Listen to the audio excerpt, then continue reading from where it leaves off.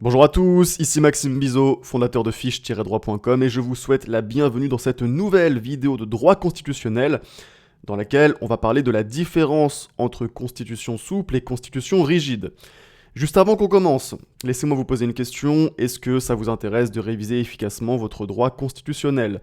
Si oui, je vous recommande fortement de vous procurer mon pack de fiches en droit constitutionnel, qui est un pack qui comprend 20 fiches de révision, qui sont claires, qui sont synthétiques, et qui résume parfaitement le droit constitutionnel. Avec ce pack de fiches, vous allez donc pouvoir réviser efficacement cette matière, vous allez également pouvoir mieux comprendre cette matière, et donc, si ça vous intéresse, vous avez le lien dans la description de cette vidéo.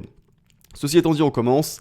Alors, quelle est la différence entre une constitution souple et une constitution rigide? Une constitution souple, c'est une constitution qui ne prévoit pas de règles spécifiques pour sa révision. Et donc, la révision d'une constitution souple se fait selon la même procédure que celle utilisée pour l'élaboration des lois ordinaires.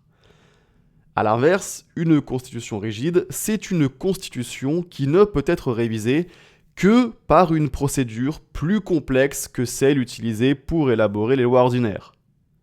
Et donc, la révision d'une constitution rigide est effectuée par un organe distinct, par exemple les deux chambres réunies en congrès, et ou selon des modalités différentes. Par exemple, un vote à la majorité des 2/3 des parlementaires, un référendum de ratification, etc., etc. Mais donc essentiellement, la révision d'une constitution rigide est plus complexe, est plus longue, est plus exigeante que la procédure législative ordinaire.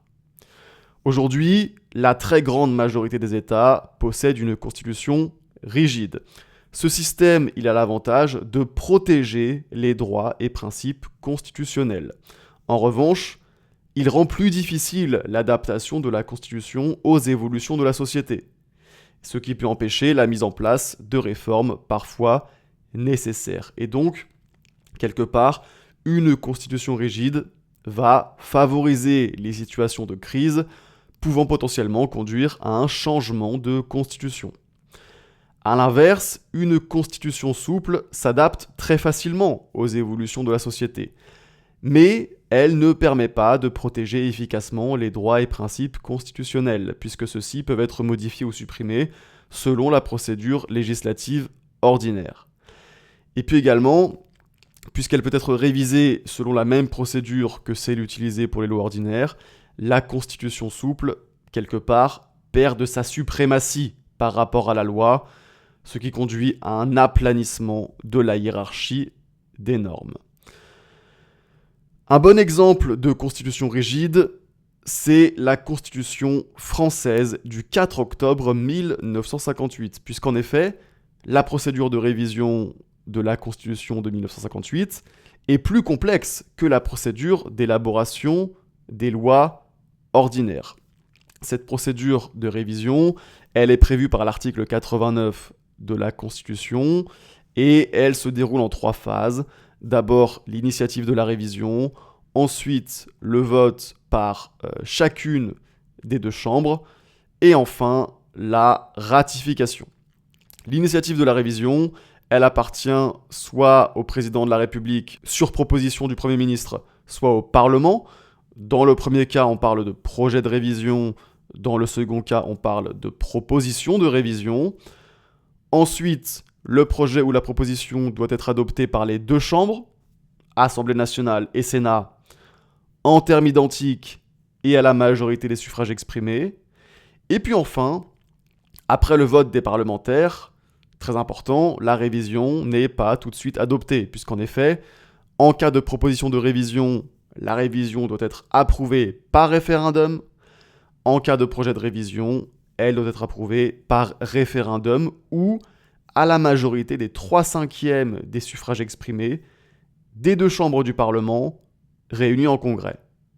Et c'est le président de la République qui choisit entre ces 2 voies de ratification. Mais donc, on voit bien que la procédure de révision de la Constitution de 1958 est plus complexe que la procédure législative ordinaire, et c'est ce qui fait que la Constitution française est bien une constitution rigide.